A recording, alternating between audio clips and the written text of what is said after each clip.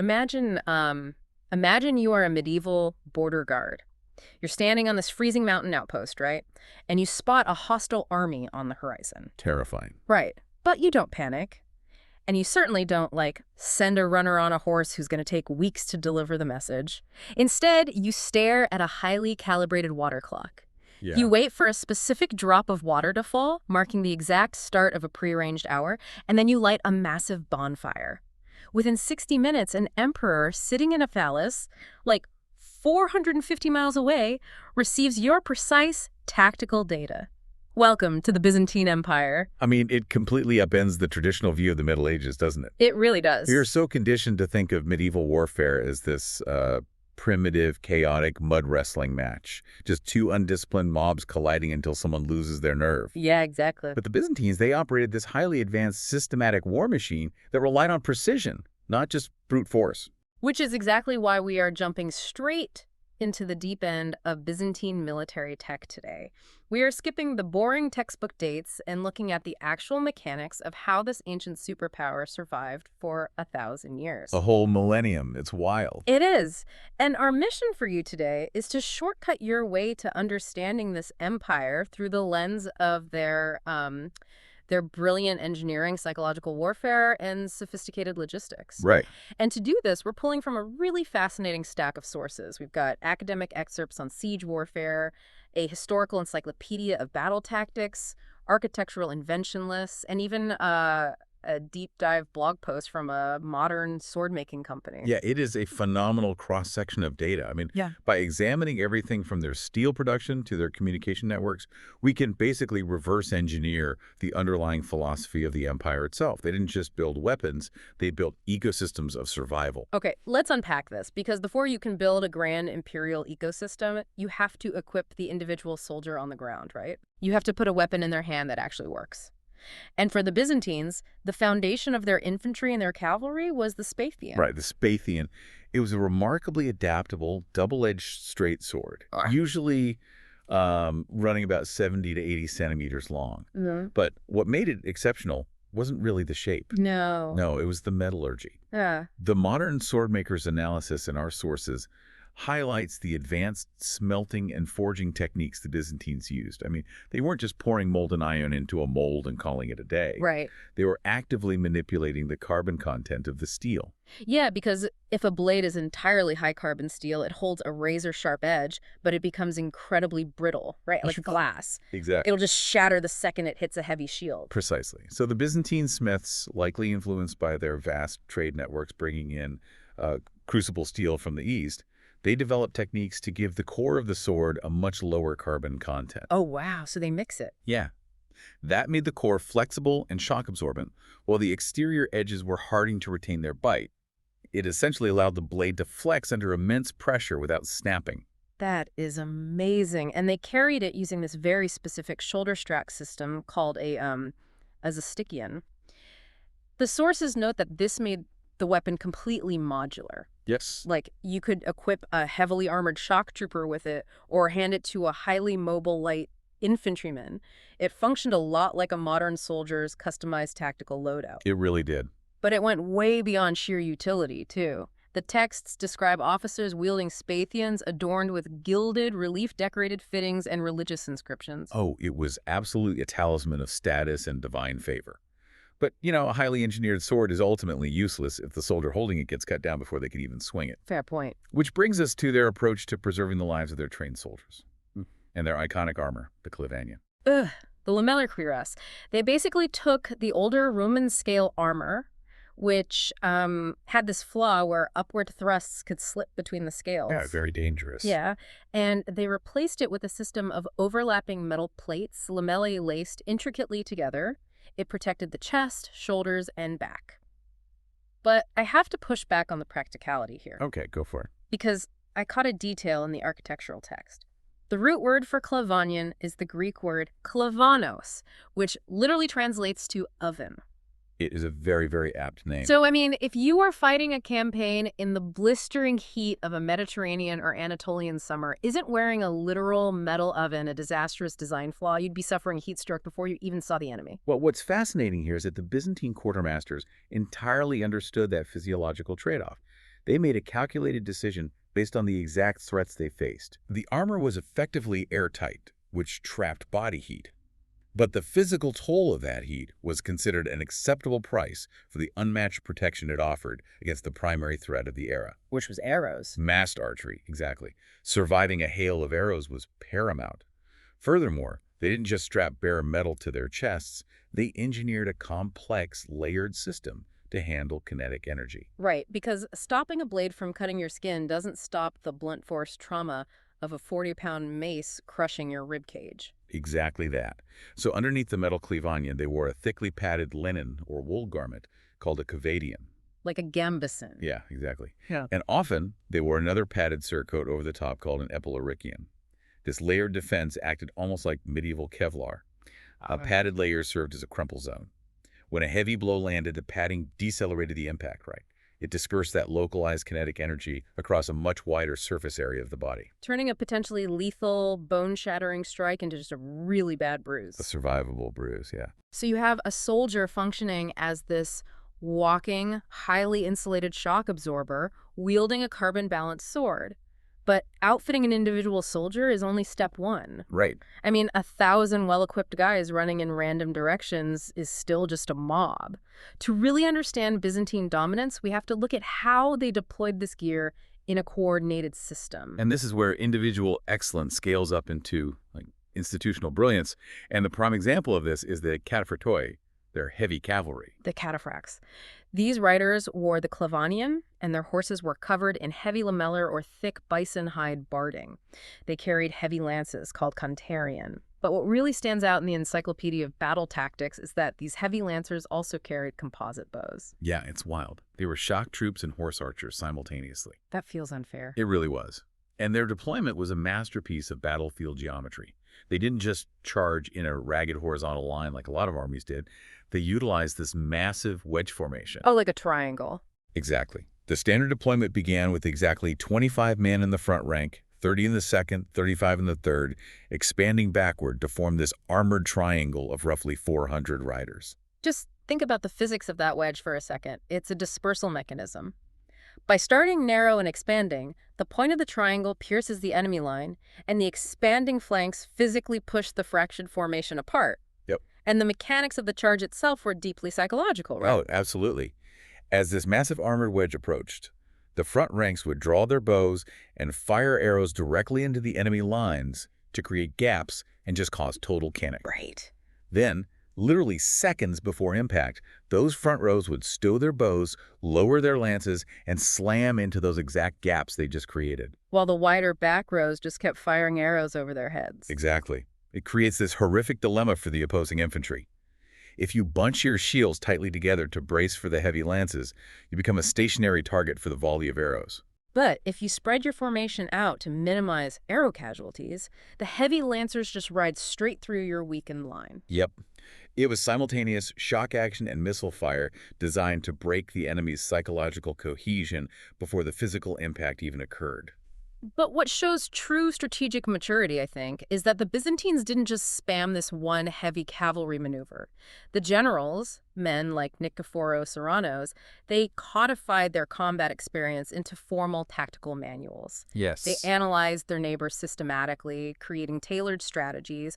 Reading these manuals feels exactly like reading an NFL coach's playbook. You don't run the same defensive scheme against the passing team that you run against a running team. Right. The Byzantine military intelligence apparatus was highly focused on cultural and logistical weaknesses. Let's look at the Franks, for example, the Western Knights. The Byzantine playbook explicitly warned against fighting them in a straightforward, head-on cavalry clash. Because they were massive. Right. The Franks were larger, heavily armed, and fought with immense ferocity.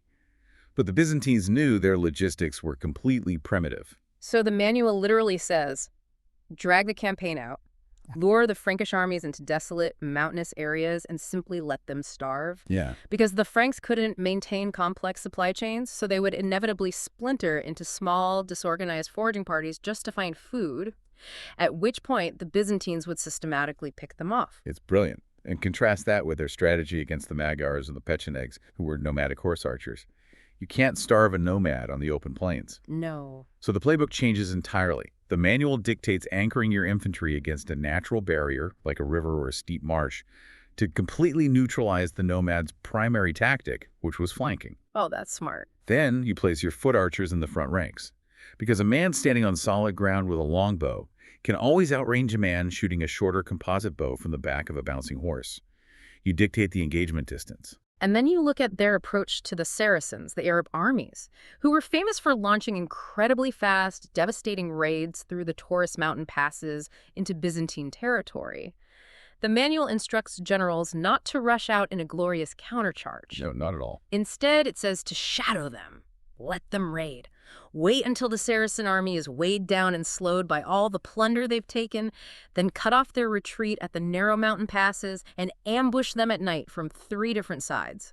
It is cold, ruthless efficiency. But I have to challenge this philosophy a bit. Shadowing an invading army, letting them pillage your border towns, avoiding direct combat, and then waiting to ambush them in the dark. That sounds like guerrilla warfare. Yeah. By medieval standards, especially to the Western Knights, wouldn't that be considered deeply dishonorable, even cowardly, for a grand empire? Well, it was absolutely viewed as cowardly by the Franks, right? Because they were bound to a culture of chivalric ego, personal glory, and the whole idea of single combat. But the Byzantines operated on a completely different moral framework when it came to statecraft. Which was? They valued survival above ego. Their core philosophy was that throwing away the lives of highly trained, expensive, loyal citizen soldiers for the sake of abstract glory was just a dereliction of duty. Right. If a general lost 1,000 men in a pitched battle that he could have won with 0 casualties using a faked retreat or a night ambush, he wasn't considered a hero in Constantinople. He was considered a fool. Warfare was a contest of intelligence. But manipulating armies in the open field or trapping them in mountain passes only solves half the problem. If you want to conquer, reclaim, or hold territory, you eventually have to deal with stone walls. You do. You have to break fortresses. And here's where it gets really interesting, because Byzantine siege warfare is this fascinating paradox of high technology and just grueling manual labor. They certainly possessed the super weapons of the era. The texts detail their transition to counterweight trebuchets, unlike the older traction trebuchets that relied on, teams of men pulling ropes to swing the arm. Sounds exhausting. It was. But counterweight trebuchets used massive winched boxes of earth and stone. This allowed for vastly heavier projectiles and, more importantly, consistent mechanical repeatability. You could hit the exact same spot on a wall over and over again. And we can't talk about Byzantine superweapons without talking about Greek fire. This was their ultimate state secret. Oh, yeah. They developed literal flamethrowers. And we aren't just talking about burning oil over a wall. They engineered complex double-acting force pumps. Which is incredible tech for the time. Yeah. These siphons drew a pressurized, highly combustible naphtha-based liquid into a chamber and forced it out of a narrow nozzle continuously. It projected a stream of liquid fire that burned even on water. Terrifying. They mounted massive versions of these on their warships and shrank the technology down into portable hand siphons for infantry. They even mass-produced ferroconical clay grenades filled with the substance. The engineering required to just cast the bronze valves to those pressure pumps alone is staggering for the 10th century. But if we look at the manuals written by the veteran commanders, like Oranos, or the anonymous author of the siege treatise De Obsidione Toleranda, we uncover a massive twist. Okay.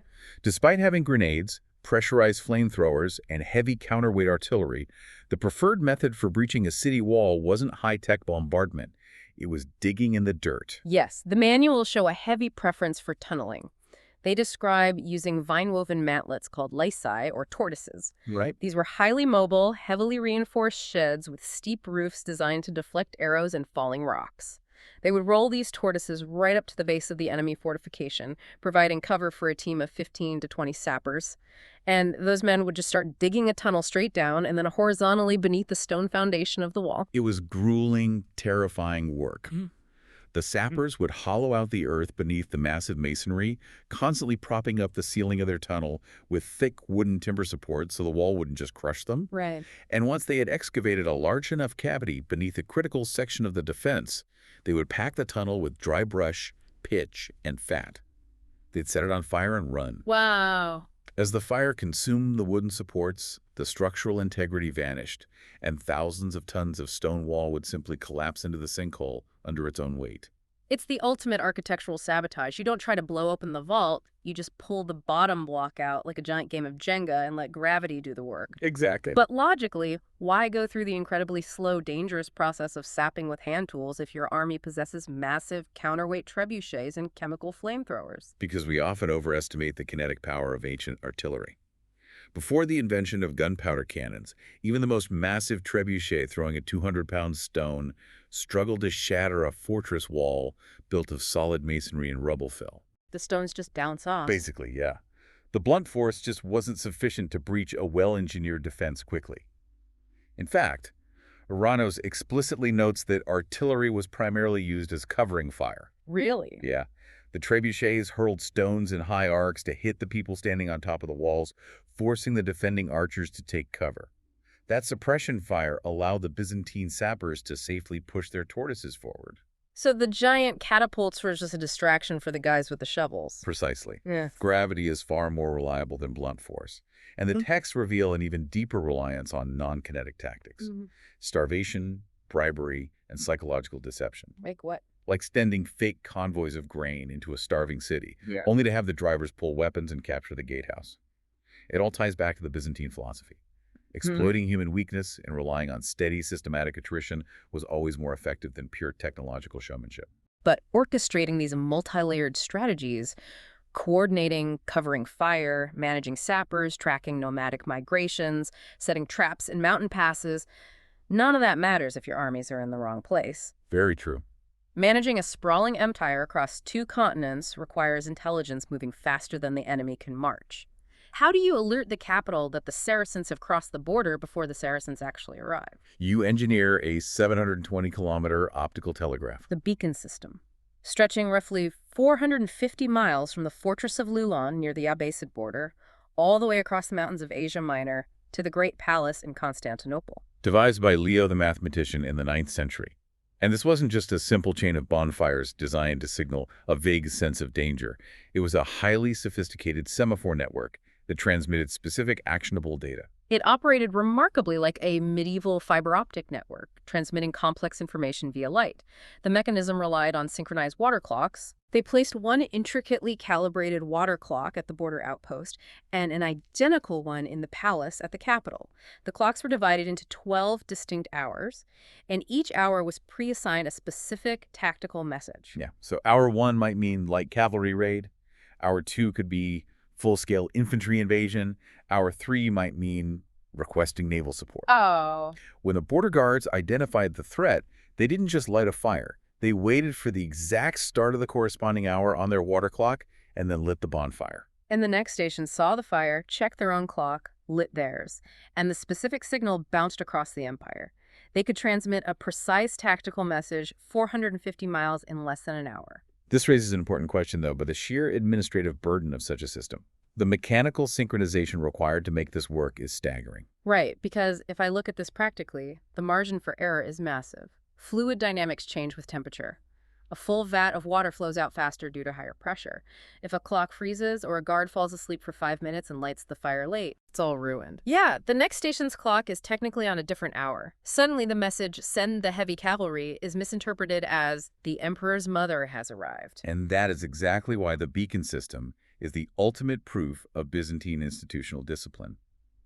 You cannot maintain this network with a loose feudal alliance or poorly trained conscripts. No way. The state had to standardize the apertures of the clocks, regulate the water temperature, and maintain heavily supplied outposts on remote mountain peaks through freezing winters and blistering summers.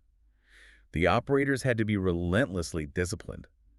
It proved the empire possessed a level of centralized bureaucratic control that simply did not exist anywhere else in Europe at the time. Which makes the story of its decline almost comical. The chroniclers claim the entire system was eventually disbanded by Emperor Michael III. Oh, right. Not because of a lack of funding, but supposedly because the lit beacons on the horizon were distracting the crowds in Constantinople and ruining his chariot racing performances in the Hippodrome. Modern historians generally view that as political propaganda designed to smear Michael III. Sure. The more likely reality is that the immediate Arab threat on the border simply receded, making the immense cost of maintaining the system unnecessary. But it highlights how deeply these military systems were woven into the fabric of civilian life. And that extreme centralized organization didn't just apply to killing enemies or sending distress signals. It bled directly into how the empire managed its own citizens, which brings us to daily life and public health. The exact same bureaucratic mindset that created supply chains for siege warfare also created institutions of care. We see this brilliantly in the evolution of the hospital. Yeah, the concept of the hospital as a medical institution specifically designed for curing patients originated in the Byzantine Empire. Before this, places for the sick were mostly hospices, charitable places to go and be kept comfortable while you died. But the Byzantines, driven by a mix of Christian charity and rigorous state logistics, changed that. They built facilities with specialized wards for different ailments, staffed by trained, salaried doctors who performed surgeries and actively worked to heal the population. They approached public health as a logistical puzzle to be solved, much like they approached a tactical engagement. And this refinement extended all the way down to the dinner table. We have to talk about the fork. Oh, the fork, yes. In the 7th century, Byzantine nobility were commonly using two-pronged forks to eat. It kept their hands clean, it was neat and civilized. But the sources recount this incredible story about a Byzantine noblewoman, Maria Archaropolina. I love this story. In the 11th century, she married into Venetian nobility and brought her golden forks to Venice for the wedding feast. The Western Europeans were utterly horrified. Scandalized. The local clergy condemned her, arguing that God in his wisdom gave man natural forks or fingers, and that using an artificial metal fork was an arrogant insult to the Almighty. It perfectly illustrates the massive cultural and technological chasm between East and West. The Byzantines were living in a highly refined, sanitary society, while Western European elites were still eating communal roasts with their hands and viewing basic utensils with deep suspicion. Just imagine being that highly educated Byzantine noblewoman politely trying to eat a piece of meat and accidentally causing a religious scandal. It's wild. For you listening, consider the sheer breadth of this civilization. The life-saving curative hospitals we rely on today, and the simple forks sitting on your dinner table share a direct lineage with the military superpower that engineered double-action flamethrowers and 400-mile optical telegraphs. It's all part of the same continuum, whether it was managing the kinetic energy of a mace strike, the fluid dynamics of a water clock, or the sanitation of a surgical ward. The Byzantines applied the exact same clinical problem-solving mindset. So what does this all mean? When we step back and look at this stack of sources, the overarching takeaway is that Byzantine military tech wasn't a collection of isolated gadgets, it was a comprehensive ecosystem. Tailored tactical playbooks, carbon-manipulated metallurgy, psychological warfare, high-speed optical data transmission, and centralized medical care. It wasn't a mob in the mud, it was a precisely engineered machine built to survive, which is exactly why the Roman Empire lived on in the East for another 1,000 years. It was an ecosystem of total control.